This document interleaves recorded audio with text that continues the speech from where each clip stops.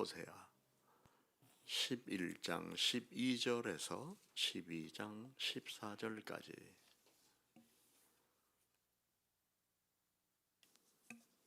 호세아 11장 12절에서 12장 14절까지의 말씀을 우리 함께 읽겠습니다. 에브라임은 거짓으로, 이스라엘 족속은 속임수로 나를 에워쌌고, 유다는 하나님과 신실하시고 거룩하신 자에게 대하여 정함이 없도다. 에브라임은 바람을 먹으며 동풍을 따라가서 종일토록 거짓과 포악을 더하여 아수르와 계약을 맺고 기름을 애굽에 보내도다. 여호와께서 유다와 논쟁하시고 야곱을 그 행실대로 벌하시며 그의 행위대로 그에게 보응하시리라. 야곱은 모태에서 그의 형의 발 뒤꿈치를 잡았고, 또 힘으로는 하나님과 겨루되 천사와 겨루어 이기고 울며 그에게 간구하였으며, 하나님은 베들에서 그를 만나셨고 거기에서 우리에게 말씀하셨나니, 여호와는 만군의 하나님이시라. 여호와는 그를 기억하게 하는 이름이니라. 그런즉 너희 하나님께로 돌아와서 인의와 정의를 지키며 항상 너의 하나님을 바랄지니라. 그는 상인이라 손에 거짓 조를 가지고 속이기를 좋아하는도다. 에브라임이 말하기를 나는 실로 부자라. 내가 재물을 얻었는데 내가 수고한 모든 것 중에서 죄라 할 만한 불의를 내게서 찾아낼 자 없으리라 하거니와, 네가 애굽 땅에 있을 때부터 나는 네 하나님 여호와니라. 내가 너로 다시 장막에 거주하게 하기를 명절날에 하던 것 같게 하리라. 내가 여러 선지자에게 말하였고 이상을 많이 보였으며 선지자들을 통하여 비유를 베풀었노라. 길르앗은 불의한 것이냐? 과연 그러하다.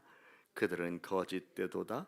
길갈에서는 무리가 수송아지로 제사를 드리고 그 제단은 밭이랑에 쌓인 돌 무더기 같도다.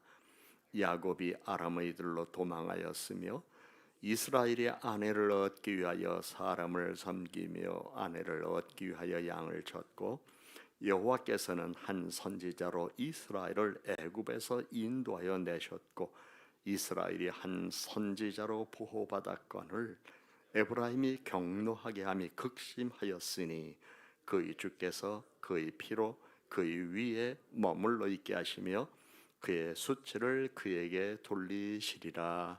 아멘. 오늘 성경 말씀 11장 12절에서 하나님은 에브라임은 거짓으로, 이스라엘 족속은 속임수로 나를 에워쌌다고 단식하셨습니다. 우리가 아는 대로 에브라임은 요셉의 두 아들 므낫세 그리고 에브라임, 그렇게 형제간의 삶 속에서 에브라임은 차남이었는데, 특별히 축복 기도를 받을 때 어긋나는 손으로 이렇게 안수를 받음으로 하나님의 축복을 자기 형보다 더 많이 받게 되는 그러한 예언을 받았고, 그 말씀대로 에브라임은 참 복을 많이 받은 사람이었습니다. 그래서 그의 후손들은 나중에 이스라엘의 12지파를 이야기할 때에 에브라임을 한 지파로 인정하고 에브라임 지파로 인정했습니다.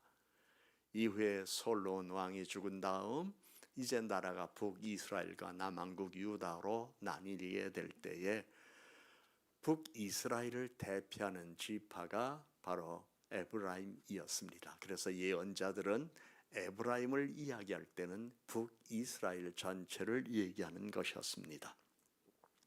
오늘 성경에 있는 말씀을 보면 이처럼 하나님으로부터 복을 받은 이 민족이 오히려 하나님께서 주신 그 은혜를 잊어버리고 자신들의 지혜라고 생각하겠지만 그 꾀로 이방 나라들과 결탁과 조약을 맺어서 어떻게 하면 나라를 더 번영하게 할 수 있을까 전전긍긍했던 일들을 우리는 보게 되었고, 그리고 이들의 도덕관과 윤리관은 무너질 대로 무너져서 서로 거짓말을 많이 하고 남에게 사기를 치면서 부를 축적하고 아주 포악한 성격을 가지고 난폭한 생활을 하는 이러한 사회 구조가 있었습니다. 그래서 하나님께서 그들은 다른 말로 표현한다면 다 사기꾼 같은 사람이다. 거짓말을 많이 하는 사람이다. 그리고 나 하나님 여호와보다는 당시에 아수르, 애국 같은 강대국을 더 의존하는 이러한 민족이었다는 사실을 성경은 지적하면서 어리석도다, 어리석도다.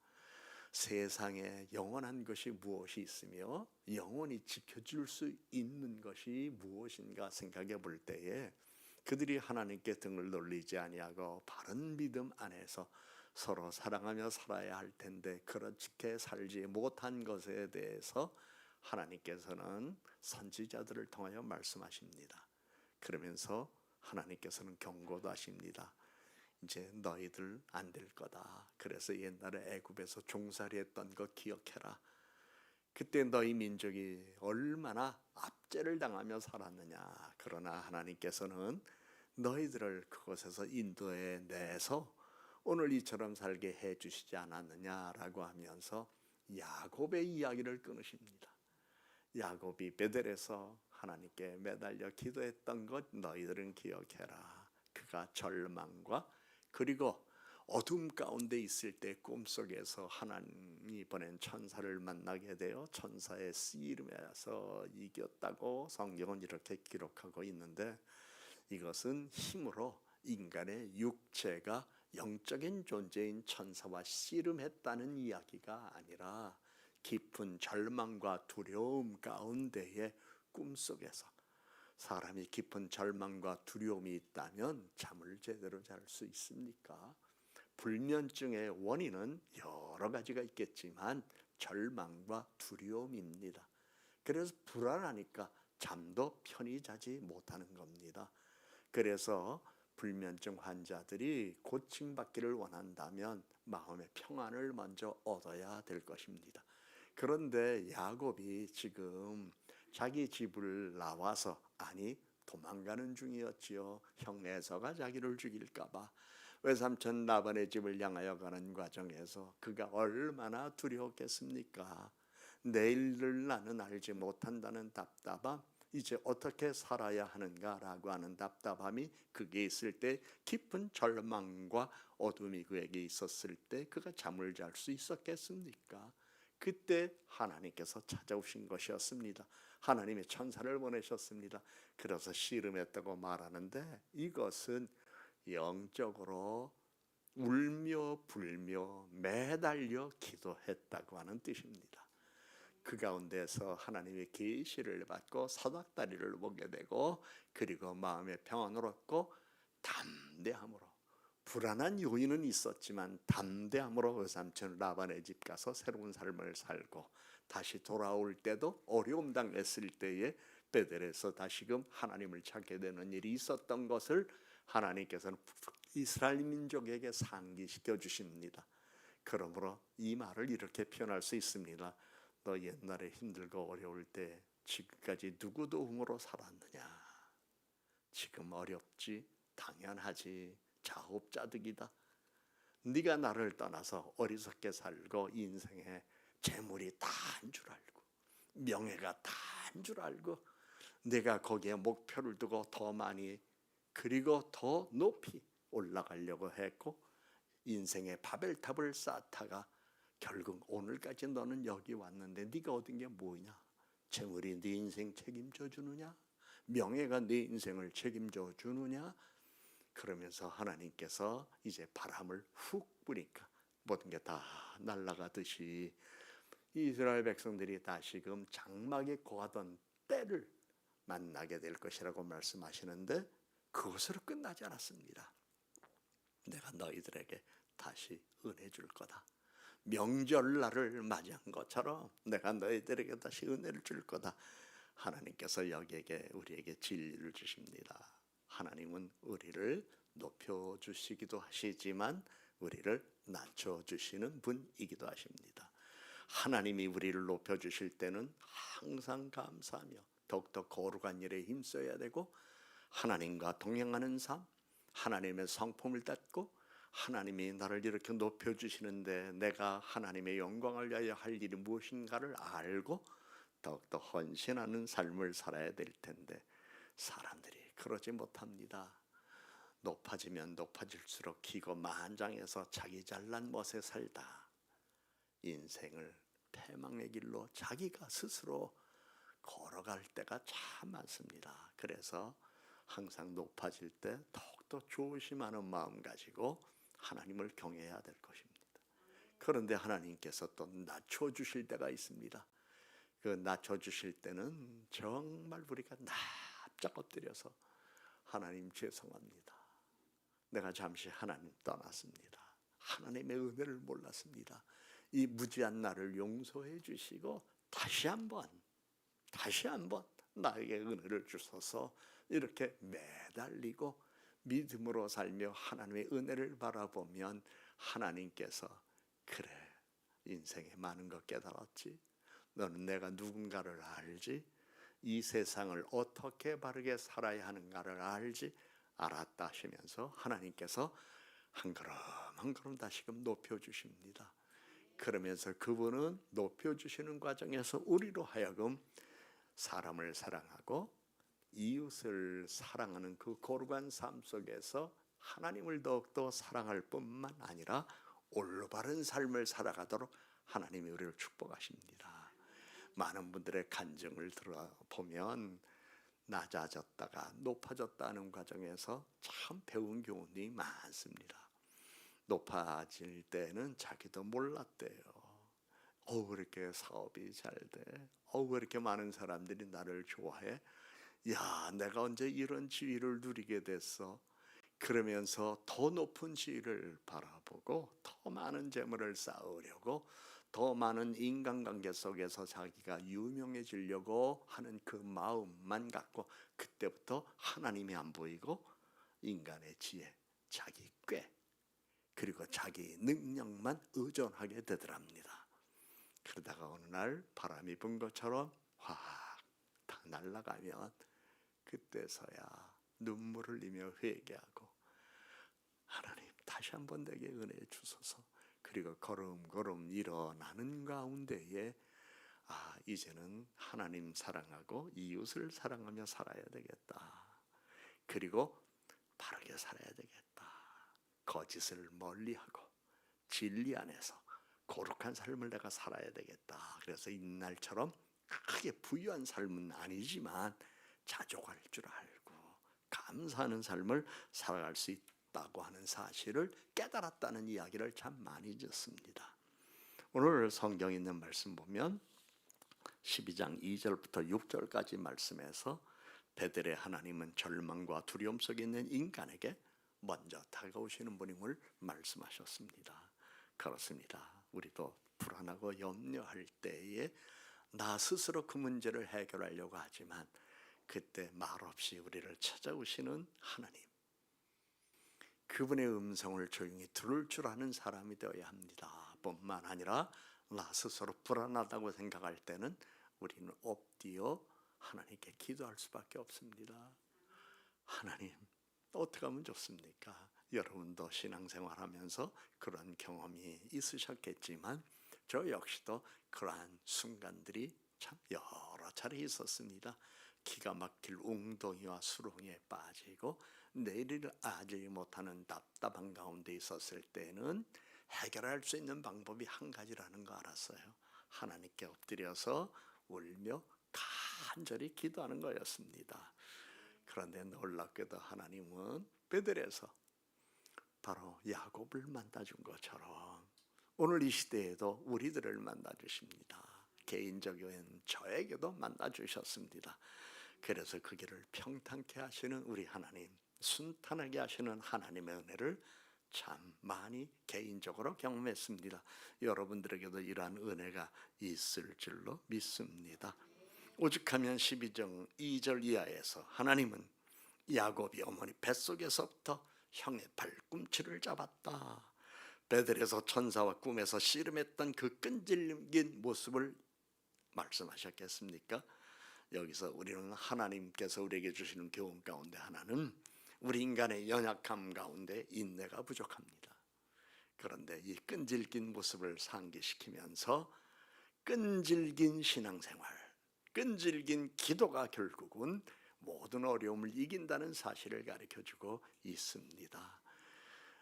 어느 대기업에 면접을 담당하는 분과 이야기를 한 적이 있었습니다. 그분에게 이야기를 하는 가운데 어떤 사람을 찾습니까? 그랬더니 요즘 뭐 거의 실력이 비슷비슷합니다.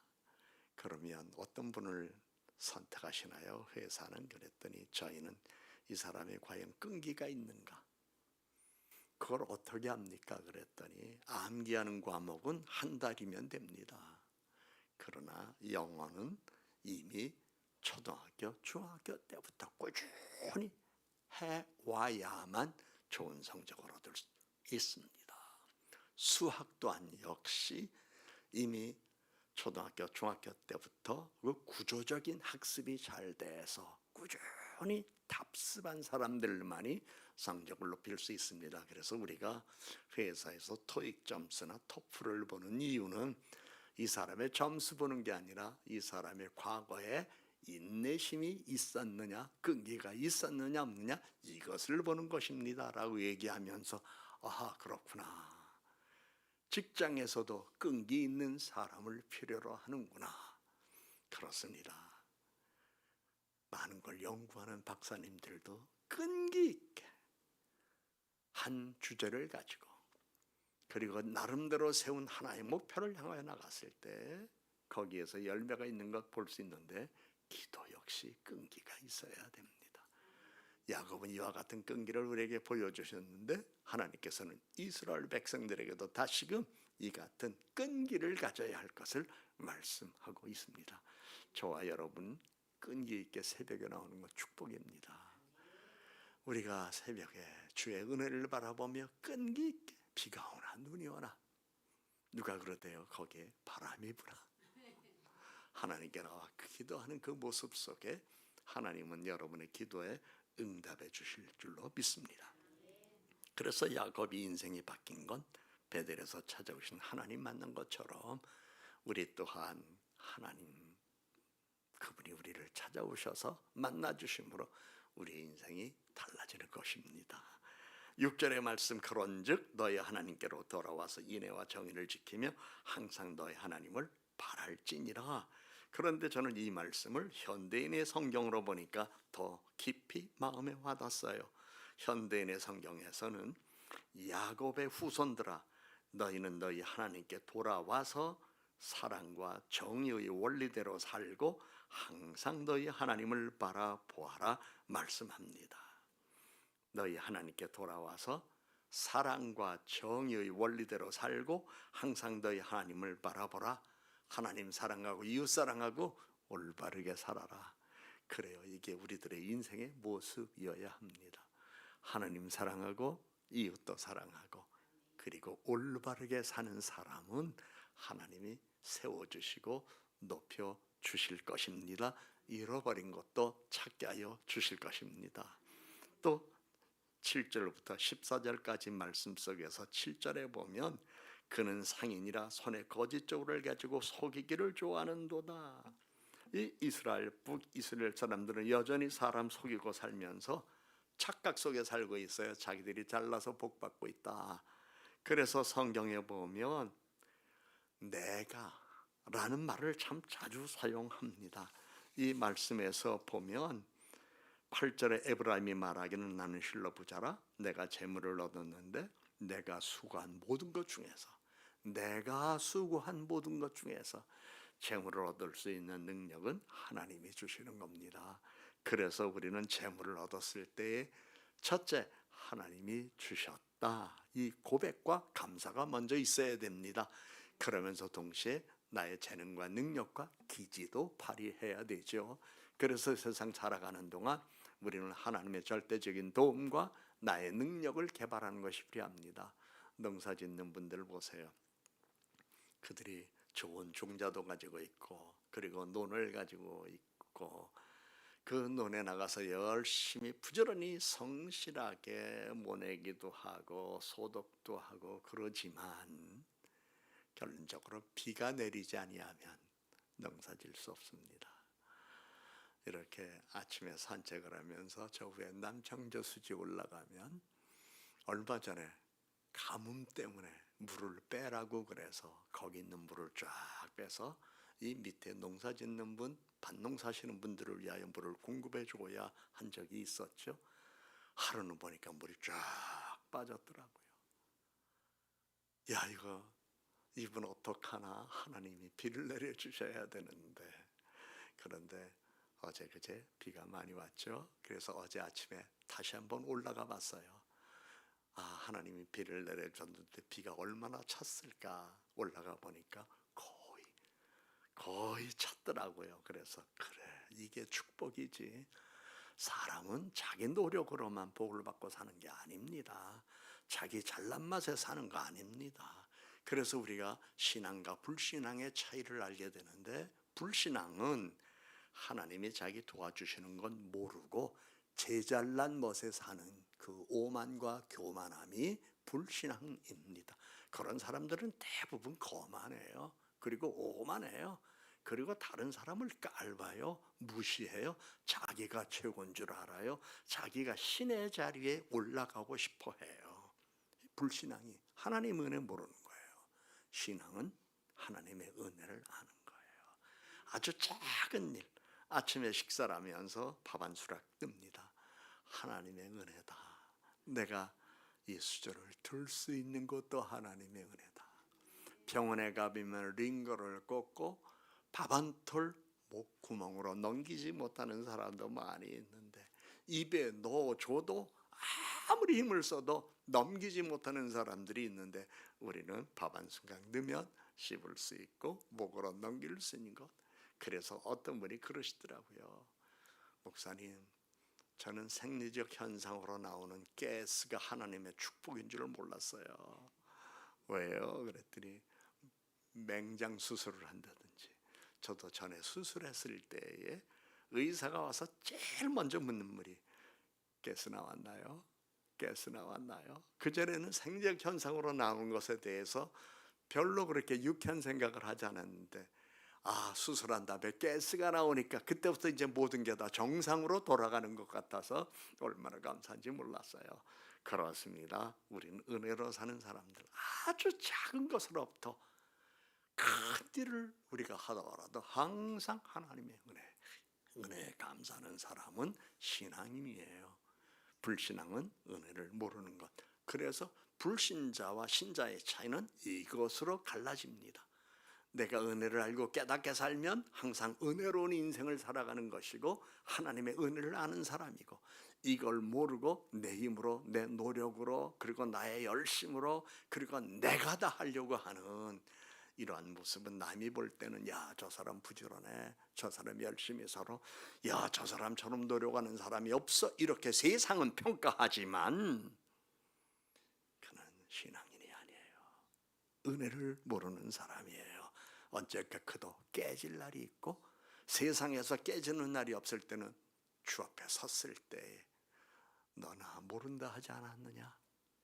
내가 너에게 그만한 도움을 주었건만 너는 나를 위해 무엇 했느냐? 주님이 마지막 심판대 앞에서 물을 때에 그는 세상에서는 면류관을 쓴 것 같지만 누가 그러대요. 주 앞에 설 때 쪽박 차는 사람 될 거라고. 우리는 은혜를 알고 살아가는 겁니다. 그래서 항상 주여, 나 스스로 나 자신에게 취하여 살지 않게 하여 주옵소서. 그리고 내 부요함에 착각하지 말게 하여 주시옵소서. 이 부요함이 하나님의 은혜라는 것. 그래서 하나님은 말씀하시죠. 13절에 선지자를 통하여 이스라엘을 인도하셨다. 과거 이스라엘 백성들을 인도하신 것처럼 그들이 하나님을 저버리고 옆길로 빠질 때에도 하나님은 선지자들을 보내서 끝없이 하나님의 사랑을 증거하고 돌아오라고 권고했습니다. 이스라엘 백성들이 애굽에서 종살이 할 때도 하나님께서 모세를 보내어 인도해 주셨고, 광야에서는 여호수아를 통해서 또 인도해 주시며, 모세와 여호수아를 통하여서 그들의 삶을 인도해 주시고, 가나안 땅에서는 또 하나님의 방법으로 인도하신 것 우리는 잘 알고 있습니다. 그래요. 내 갈 길 다 알지 못하지만 한 걸음씩 한 걸음씩 인도해 주시는 하나님의 사랑과 은혜, 우리가 쌓아놓은 것 없고 손에 쥔 것 없어도 일용할 양식에 감사하며 오늘도 건강하게 힘있게 좋은 생각 바른 마음 가지고 하나님 사랑하고 이웃 사랑하며 오늘을 올바르게 살 수 있는 건 축복입니다. 오늘 우리 모두는 분주하게 세상 속으로 나아갈 수 있을 겁니다. 하나님의 오늘의 많은 말씀을 통하여 우리에게 주시는 메시지가 있습니다. 더욱더 하나님의 은혜를 바라보며 의지하라. 베들의 하나님을 기억하라. 인생길에서 도움을 주셨던 하나님, 그를 기억하고 울며 간구했던 야곱처럼 오직 주님의 도움을 바라고 붙드는 믿음을 간구하라. 구원의 은혜를 입어서 지금 평탄한 생활을 하고 있다면 모든 것이 주님의 은혜인 줄 알고 감사하며 사랑과 올바름을 실천하라고 하나님이 말씀하십니다.